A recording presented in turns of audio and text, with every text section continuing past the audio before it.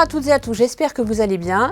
Aujourd'hui, premier tuto de Lutine, tuto qui consiste à savoir si vous portez la bonne taille de soutien-gorge.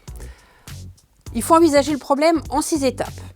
La première étape, le dos de votre soutien-gorge. Le dos de votre soutien-gorge est la partie la plus importante puisque c'est lui qui maintient le plus votre poitrine et qui supporte à peu près 80% du poids de vos seins.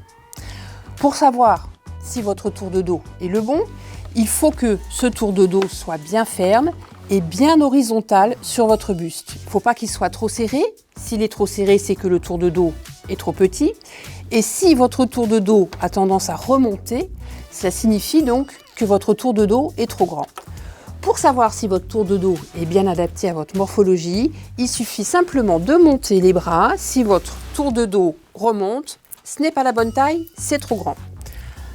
Deuxième étape, les armatures. Les armatures doivent envelopper toute votre poitrine. Si elles vous blessent ici, si elles vous blessent en dessous, le soutien-gorge n'est pas adapté à votre poitrine. Étape numéro 3, l'entresein. Pour savoir si votre soutien-gorge est bien adapté à votre morphologie, il faut que l'entresein qui est ici soit bien plaqué, vous voyez comme sur le mannequin, soit bien plaqué à cet endroit-là. Si ce n'est pas le cas, il faut bien prendre un bonnet plus grand ou carrément changer de forme de bonnet, de forme de soutien-gorge. Étape numéro 4, les bonnets. Pour savoir si les bonnets sont à votre taille, 2 solutions. Si la poitrine déborde du bonnet, cela signifie que le bonnet est trop petit, donc il faut passer à un bonnet supérieur.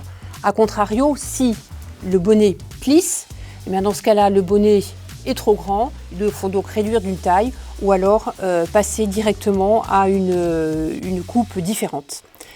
5e étape, les bretelles. Les bretelles. Alors les bretelles, contrairement à ce que l'on pense, ne maintiennent que 10% du poids de votre poitrine. Voilà. Alors pour savoir si les bretelles sont bien positionnées, il ne faut pas qu'elles soient trop serrées parce que si elles sont trop serrées, elles vont vous blesser au niveau des épaules. Il ne faut pas qu'elles soient trop lâches non plus parce que si elles sont trop lâches, elles vont tendance à descendre et ça c'est particulièrement désagréable quand on est toujours obligé de remonter ses bretelles. Voilà. Donc en fait, il faut qu'elles tombent pile poil au niveau de l'épaule, en sachant qu'il faut passer entre 1 à 2 doigts entre la bretelle et l'épaule pour s'assurer donc que la bretelle est bien réglée à votre morphologie. 6e étape, et pas des moindres, se sentir bien. Donc la 6e et dernière étape, se sentir bien, c'est peut-être une des plus importantes. Avoir un bon soutien-gorge à la bonne taille. On doit se sentir maintenu, mais on ne doit pas toujours être en train de tirer dessus, de tirer dessus devant, de tirer derrière, de remonter les bretelles. Si c'est le cas, le soutien-gorge n'est pas à votre taille. En fait, le plus important, c'est de passer en magasin, d'aller chez Lutine, et puis de prendre son temps, de prendre du temps pour soi, d'essayer des coupes, des couleurs, des différentes tailles. Et je serai là en tout cas pour vous conseiller, pour vous dire si tel ou tel soutien-gorge vous convient ou vous convient pas. Et ensuite, à vous de choisir entre les différents modèles. L'essayage est quelque chose d'essentiel, de primordial pour le choix et pour l'achat d'un soutien-gorge. Je vous remercie, je vous ferai un autre tuto d'ici quelques temps. Il faut que je trouve le sujet, j'en ai peut-être déjà un sous le coude.